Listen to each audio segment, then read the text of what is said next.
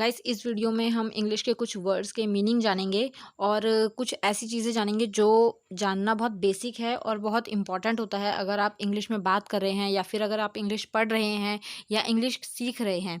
तो यहाँ पर आपको इन वर्ड्स का मीनिंग जानना ज़रूरी है और ये कुछ बेसिक थिंग्स हैं जो मैं आपको बताऊँगी इस वीडियो में, वो भी आपके लिए जानना बहुत ज़रूरी है। तो चलिए कुछ वर्ड्स के तरफ हम चलते हैं, कुछ वर्ड मीनिंग्स की तरफ हम चलते हैं।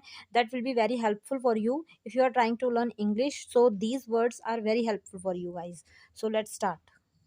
तो सबसे पहले बात आती है टेंसेस की। This is a very important and very very important topic every person who want to learn English, so this is very important guys. Tenses का मतलब ही यही होता है, अगर आप इंग्लिश में बोलना चाहते हैं या फिर आप इंग्लिश में बात करना चाहते हैं तो आपको टेंसेस की अच्छी खासी नॉलेज होनी चाहिए।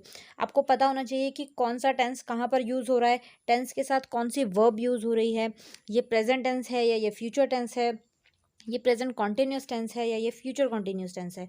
तो आपको इसकी नॉलेज ज़रूर होनी चाहिए। अगर आपने मेरी प्रीवियस वीडियोस ना देखी हो, मैंने टेंस की पूरी एक प्लेलिस्ट बनाई हुई है।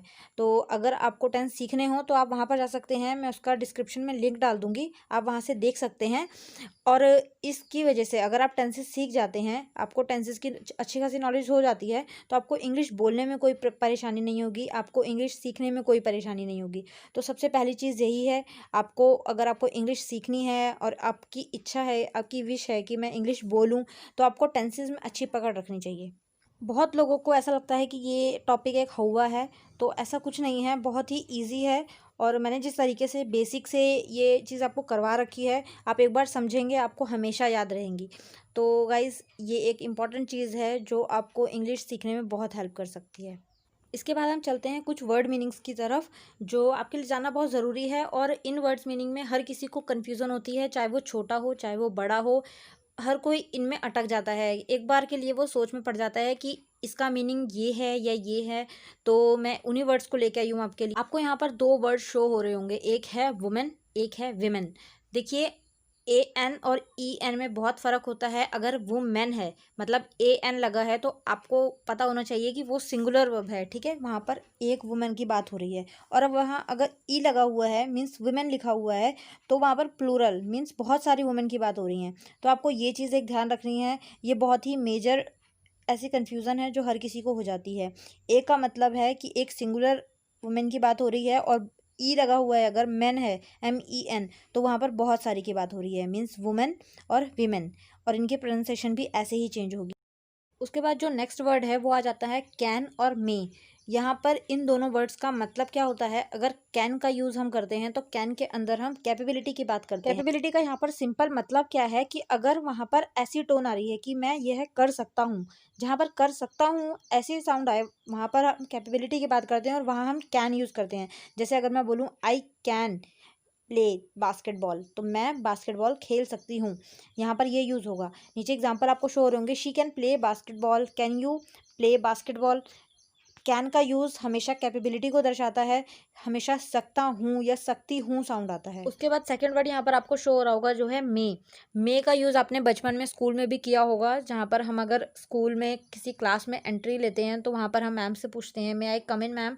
तो वहाँ पर हम कोई परमिशन मांग रहे हैं या फिर हम कोई पॉसिबिलिटी की बात करते हैं, या अगर हम किसी परमिशन लेने की बात करते हैं तो वहाँ हम मे यूज़ करते हैं। जैसे नीचे एग्जांपल आपको शो हो रहा होगा, I may attend the meeting this weekend. जब शायद का यूज़ आए, जैसे आज मैं शायद घर जा सकता हूँ या फिर शायद मैं कल स्कूल आऊँ, ऐसे से साउंड जब हम बोलते हैं तो वहाँ पर मे यूज़ होता है। परमिशन के लिए भी आपको नीचे एग्जांपल दिख रहा होगा, मे आई हैव अ बिस्किट, क्या मैं बिस्किट ले सकता हूँ, या फिर मे आई कम इन मैम, मैं अंदर आ सकता हूँ मैम। तो ये कुछ एग्जाम्पल हैं जिसमें हम मे को यूज़ कर रहे हैं। इसके बाद जो नेक्स्ट आपको वर्ड शो हो रहे होंगे, से, सेड या फिर टेल, टोल्ड।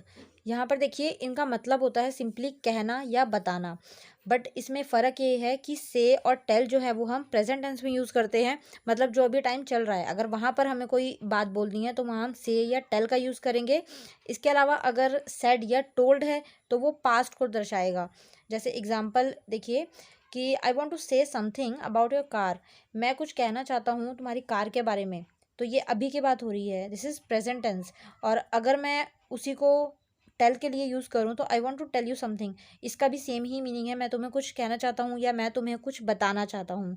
ठीक है। देन अगर हम टोल्ड या सेड की बात करें तो यहाँ पर कोई भी ऐसी चीज़ जो पास्ट को यूज़ करेगी, जहाँ पर जैसे मैं बोलूँगी कि आई सेड का मतलब यहाँ पर होगा मैंने कहा था, ऐसा सा। जब यहाँ पर पास्ट को दर्शाई जाए तब वहाँ पर सेड या टोल्ड का यूज़ होगा। फॉर एग्जाम्पल अगर मैं बोलूँ I told you that I will not go to school tomorrow, मतलब कि मैंने तुम्हें बताया था कि मैं कल स्कूल नहीं जाऊँगी या जाऊँगा। तो यहाँ पर हम टोल्ड या सेड का यूज़ करेंगे because this is showing past tense. Okay, इसके बाद नेक्स्ट जो है नंबर आता है वो है कैन और कुड। कैन का मैंने आपको अभी बताया जस्ट, लेकिन कैन और कुड के जो हम यूज़ करते हैं वो मोस्टली सेम होता है। बस कैन और कुड में फ़र्क ये होता है कि कुड जो है वो पास्ट फॉर्म में यूज़ होता है या फिर अगर हम फॉर्मली बात कर रहे हैं तब यूज़ होता है। जैसे एग्जांपल के लिए देखिए यहाँ लिखा हुआ है can you open this jar, और उसी को अगर हम कुड के लिए यूज़ करेंगे so could you open this jar. तो दोनों मोस्टली सेम है। बस आपको थोड़ा सा ये ध्यान रखना है कि पास्ट एबिलिटी को दर्शाने के लिए हम कुड का यूज़ करते हैं। अगर यहाँ पर बात आती है परमिशन की या फिर पर्सनल एबिलिटी की, तो अगर हम अभी के लिए हम कोई एबिलिटी बता रहे हैं तो वहाँ पर हम कैन यूज़ करेंगे। अदरवाइज़ अगर हम कोई पास्ट की चीज़ बता रहे हैं कि पास्ट में मैं ये करती थी या ये मुझे अच्छा लगता था, तो वहाँ पर हम कुड यूज़ करते हैं। For example I could dance when I was younger, मतलब मैं छोटी थी तब मैं डांस करती थी, ठीक है, या मैं डांस करती थी जब मैं छोटी थी। उसके बाद में परमिशन के लिए यूज़ हो सकता है can I use your pen, या फिर could I use your pen. अगर फॉर्मल वे में बोल रहे हैं तो हम कुड यूज़ करते हैं मोस्टली। तो उसके बाद सिंपली पॉसिबिलिटी आ जाती है। पॉसिबिलिटी के अंदर they can come by train, वो ट्रेन से आ सकते हैं, या फिर अगर पास्ट के लिए they could come by train. Okay, तो ये थोड़ा सा फ़र्क था इन दोनों में। इसके बाद हमारे पास दो वर्ड्स आ जाते हैं दिस एंड दीज। यहाँ पर इनकी प्रोनाउंसिएशन जो है वो थोड़ा सा उसमें माइनर सा डिफरेंस है, अदरवाइज बोलने में दोनों सेम लगते हैं। तो दिस और दीज के अंदर हमेशा दिस जो है वो सिंगुलर चीज़ के साथ यूज़ होगा और दीज जो है वो प्लूरल के साथ यूज़ होगा। हमेशा इज आएगा दिस के साथ एंड आर आएगा दीज के साथ, because these is use for plural object, okay, and this is use for singular object. तो ये आपको थोड़ा सा ध्यान रखना है।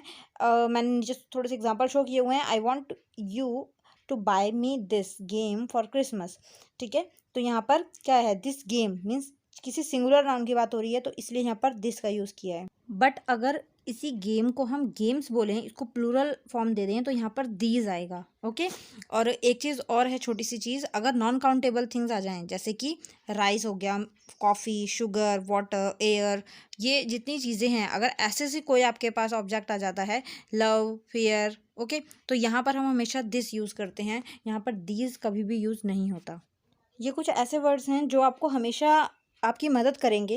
कहीं पर भी आप अगर कंफ्यूज होते हैं तो ये आपको एकदम समझ आ जाएंगे। अगर आपने ये वीडियो देखी होगी तो आपके माइंड में एकदम स्टक हो जाएगा कि हाँ, इसका मीनिंग ये था। उसके बाद देखिए नेक्स्ट पे चलते हैं हम, जो है वेरी एंड टू।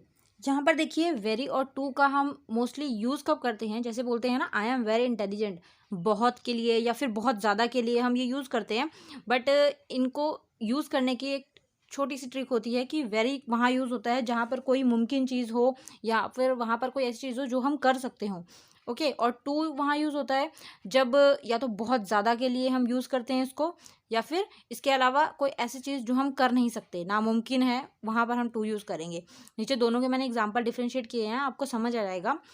देखिए the box is very heavy, यहाँ पर वेरी हैवी बोला हुआ है, means I can lift it, मैं इसे उठा सकती हूँ, है ना, ये नामुमकिन चीज़ नहीं है। बट अगर मैं इसी को बोलती हूँ the box is too heavy, यहाँ पर इसका मतलब होगा कि बहुत ज़्यादा हैवी है और मैं इसे लिफ्ट नहीं कर सकती। तो यहाँ पर वेरी और टू का ये थोड़ा माइनर सा डिफरेंस है। तो गाइज़ ये थोड़ी सी इन्फॉर्मेशन थी, थोड़े से वर्ड मीनिंग थे जो मुझे लगा आपके साथ मुझे शेयर करने चाहिए और ये आपको हेल्प करेंगे। तो अगर आपको वीडियो अच्छी लगी हो, आपको ये नॉलेज अच्छी लगी हो, तो प्लीज़ वीडियो को लाइक कीजिएगा। और अगर आप इस चैनल पर न्यू हैं तो प्लीज़ चैनल को सब्सक्राइब कीजिएगा। आपके right hand side bell icon है, उसे प्रेस कीजिएगा और अपने फ्रेंड्स को वीडियो को जितना हो सके शेयर कीजिएगा, ताकि आपको मेरी आने वाली वीडियोस की जो है नोटिफिकेशंस मिलती रहें। बाकी मैंने जो आपको प्रीवियस यहाँ पर टेंस की वीडियो करवाई हुई हैं उसकी पूरी प्लेलिस्ट है, मैं सब डिस्क्रिप्शन में डाल दूँगी, आप वहाँ से देख सकते हैं। Thank you so much guys, thank you for watching this, bye bye.